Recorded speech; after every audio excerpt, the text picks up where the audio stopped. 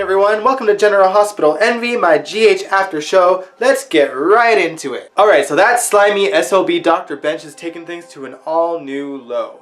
He calls Kiki into his office and tells her that he has a first draft of her evaluation. And inside of that evaluation, he tears her to shreds. He basically says things to pretty much end her career as a doctor. But he says he will change that evaluation on the condition that she meets him in his hotel room and gives her a key card. That disgusting SOB took things way too far this time. Kiki was absolutely disgusted and she couldn't even hide her disgust whenever he was around, and Elizabeth took notice. She later finds her in a supply closet bawling her eyes out, and Elizabeth confronts her, and Kiki finally admits exactly what's been going on with her. Elizabeth comforts her and tells her that she should go to administration with this, and Kiki's scared at first, but Elizabeth says that she will be with her every step of the way. I really like that Elizabeth is the one taking the reins of the situation because of her experience with her own rape. She really doesn't want anyone else to be a victim of Dr. Bensch, and that's inevitably what convinces Kiki to go to administration. And on a side note, I really like that they're telling the story on G8 in a time of the Me Too movement and women standing up for themselves for guys harassing them all these years. It's really nice to see G8 trying to be so current nowadays. However, much like real life, when Elizabeth and Kiki take the situation to Monica Quartermain,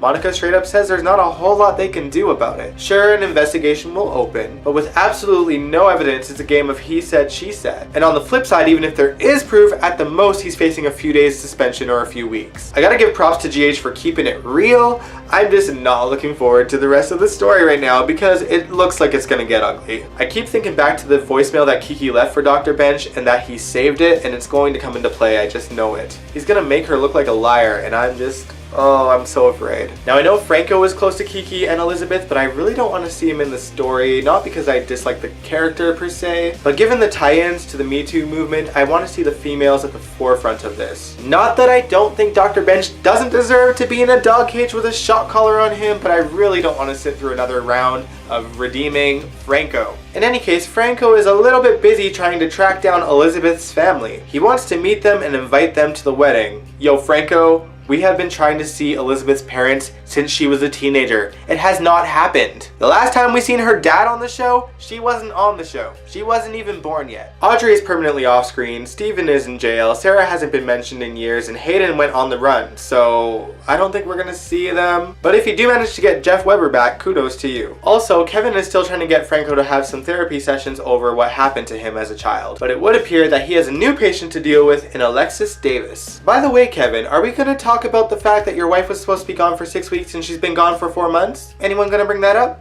No? Okay. Hashtag Genie is GH. Anyway, Alexis is trying to figure out why she keeps going to men who are disasters for her. She's basically been sleeping with lowlifes for her entire career on GH. You got Sonny, you got Rick, you got Jerry Jax, you got Julian Jerome. It's just awful. She can't even really match up the situations that they put her through with the guys that it happened with. I mean, in all fairness, the writers constantly try to forget that Julian tried to slit her throat with a knife and try to rewrite it as Olivia being the reason for it. You know, as if we didn't watch The Ghost of Carlos Rivera egg Julian on to slit her throat because she knew too much. The last time I checked, most of the viewers of GH have a pretty good memory. Some may not care and will accept any rewrite, but you know, who am I to judge? No one, but I'm still judging you if you like Alexis, because that's just gross. Anyway, later on in the week, Valentine visits Alexis so that she can help him get his affairs in order, and he offers to school her on the history of his father. Although I'm really confused by this because from what I remember, the original Valentine Cassadine story said that Mikos neglected him completely. The whole beginning of his existence was literally based on the fact that Mikos neglected him. So how would he know anything? Oh wait, I'm gonna have to call up the GH writers and introduce them to YouTube.com.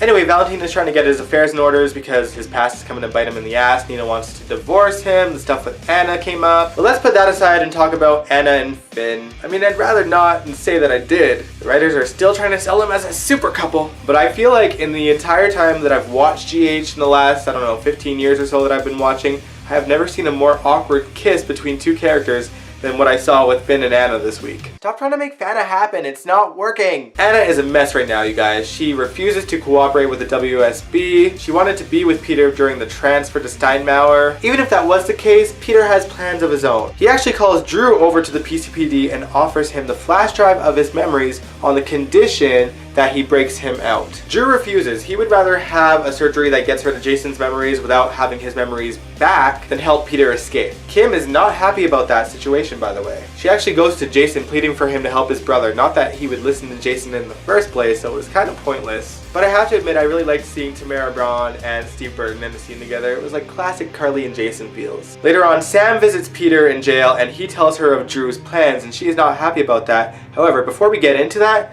let's talk about the fact that Sam and Curtis are going to have a PI business together. I have been waiting for this for over a year. I kind of wanted Drew to be a part of it, but obviously things are awkward on that front right now. We'll see in the future. So my question for you guys is, which name do you prefer? McCall and Ashford or Ashford and McCall? Let me know in the comments below. Alright, back to it. Once Sam finds out the news about Drew, she goes to Jason for help and he offers a compromise of some sorts. I guess he was going to help him get out of jail. However, it appears that Valentine beat them to it. Valentine paid a visit to Peter and offered him help, and the next thing you know, Valentine was the one inside of the jail cell. Peter has officially escaped, but not for long, but more on that later. Jason had himself a hella busy week trying to find evidence for Carly. Carly had a hearing in court where Elizabeth Hendrickson's character, the DA of Port Charles, makes her first appearance. Honestly, my first thought was, wow, she's really short. My second thought was that it was kind of a blink and you miss it appearance, like, it wasn't a very great debut for the character, but I'm holding judgment until I see more of her. To sum that whole situation up, Carly pleaded guilty by reason of insanity, and she still winds up in Pentonville to await an actual trial? What? This is ridiculous, almost as ridiculous as the fact that Sonny and Diane do not believe Carly. She better pwn their asses. Jason, however, is still Team Carly and is still trying to get her out of jail, but he is not the only one on her side. Turns out last week, I was correct in the fact that Michael is playing Nelle for a fiddle. I kinda like this new badass Michael. It's about time that he stops being a pushover. If Michael is the one that brings Nelle down, it'll be so freaking perfect. And honestly, I know I've complained about most of this week's GH,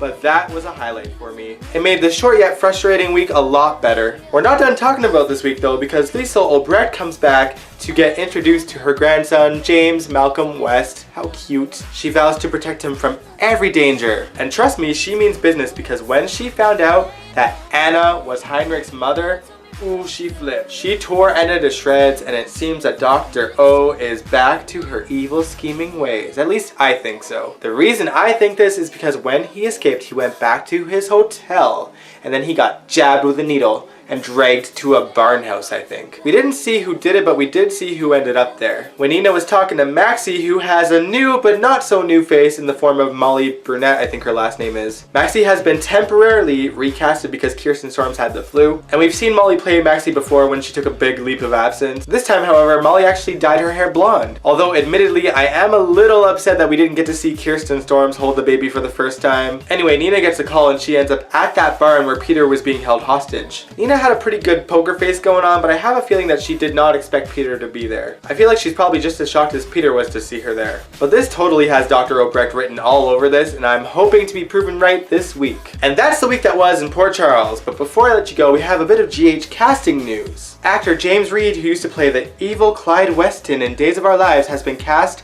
as Harrison and Hamilton's father, Gregory Chase. Who would have thought they'd be building that family so much? Oh well, I am a little bit intrigued to find out why Finn hates his father so much. Alright, but that's it. If you like this video, give it a big old thumbs up and subscribe if you want to. I do these videos every Sunday, and I will catch you guys next week.